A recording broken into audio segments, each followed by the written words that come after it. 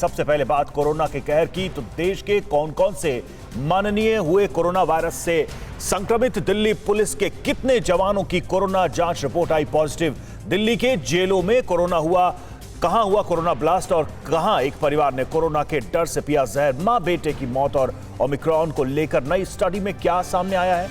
Corona महामारी और vaccination से जुड़ी सभी बड़ी खबरों के लिए देखिए टॉप 9 महामारी से जंग।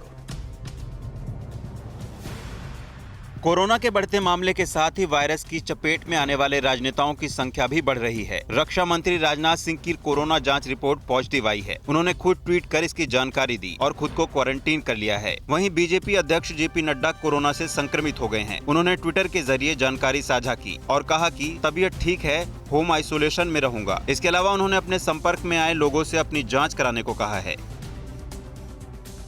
देश में कोरोना का कहर बढ़ता ही जा रहा है। बिहार के सीएम नीतीश कुमार की कोरोना जांच रिपोर्ट पॉजिटिव आई है। इनके अलावा राज्य के 2 मंत्री सुनील कुमार और अशोक चौधरी भी संक्रमण का शिकार हुए हैं। राज्य के दोनों उप मुख्यमंत्री तारकिशोर प्रसाद और रेणु देवी पहले से ही संक्रमित हैं। उधर कर्नाटक के मुख्यमंत्री बसवराज बोम्मई की भी कोरोना रिपोर्ट पॉजिटिव आई है। उन्होंने ट्वीट कर इसकी जानकारी दी, कहा मेरा स्वास्थ्य ठीक है और मैं होम क्वारंटाइन में हूँ।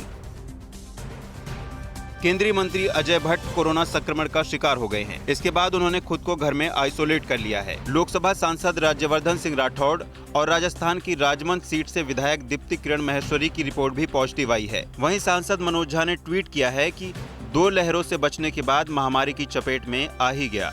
उन्होंने संपर्क में आए लोगों से एहतियात बरतने को कहा है। इसके अलावा दक्षिण भारत की बीजेपी नेता खुशबू सुंदर कोरोना संक्रमित हो गई हैं।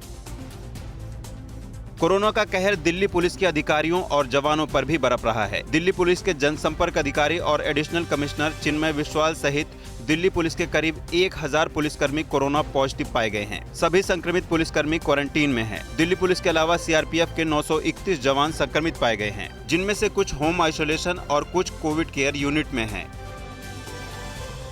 दिल्ली की तिहाड़ सहित 3 जिलों में कोरोना का विस्फोट हुआ है। तीनों जेलों में 46 कैदी और 43 कर्मचारी कोरोना से संक्रमित पाए गए हैं। संक्रमित पाए गए 46 कैदियों में से 29 तिहाड़ और 17 मंडोली जेल के हैं। संक्रमित पाए गए 43 कर्मचारियों में से तिहाड़ के 25, रोहिणी के 12 और मंडोली जेल के 6 कर्मचारी हैं। तमिलनाडु के मदुरै में कोरोना के डर से एक मां ने अपने 3 साल के बेटे के साथ जहर पीकर जान दे दी। महिला की उम्र 23 साल के करीब बताई जा रही है। महिला के परिवार में कोरोना के डर से कुल 5 लोगों ने जहर पीकर आत्महत्या करने की कोशिश की थी। इनमें जान देने वाली महिला का भाई और उसकी मां भी शामिल है। तमिलनाडु पुलिस के अनुसार इनमें से 3 लोगों की जान तो बच गई, लेकिन मां बेटे को नहीं बचाया जा सका। कोरोना के खौफ का साया जल्लीकट्टू पर भी पड़ रहा है। तमिलनाडु सरकार ने जल्लीकट्टू के आयोजकों के लिए एसओपी जारी की है। केवल 150 दर्शक या 50% के बैठने की क्षमता, दोनों में से जो भी कम हो उसकी इजाजत दी गई है। जल्लीकट्टू देखने के लिए वैक्सीन की दोनों डोज का सर्टिफिकेट या आरटी-पीसीआर निगेटिव रिपोर्ट होना अनिवार्य कर दिया गया है। रिपोर्ट भी 48 घंटे से ज्यादा पुरानी नहीं होनी चाहिए।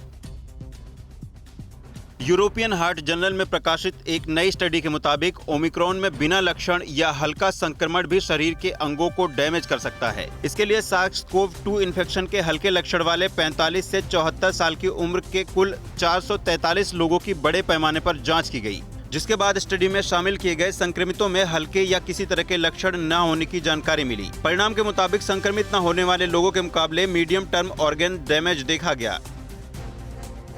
कोरोना के नए वेरिएंट ओमिक्रॉन के संक्रमण में कपड़े का मास्क कारगर नहीं है। रिपोर्ट के मुताबिक अगर कोई बिना मास्क वाला संक्रमित शख्स कपड़े का मास्क पहने शख्स के संपर्क में आता है तो वो 15 मिनट में कोरोना संक्रमित हो सकता है। दोनों अगर कपड़े का मास्क पहने हैं तो इन्फेक्शन होने में 27 मिनट लग सकते हैं।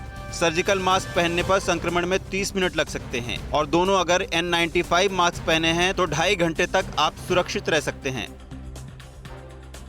अड़ी सोमवार से शुक्रवार शाम 6 बजे सिर्फ TV9 भारतवर्ष पर।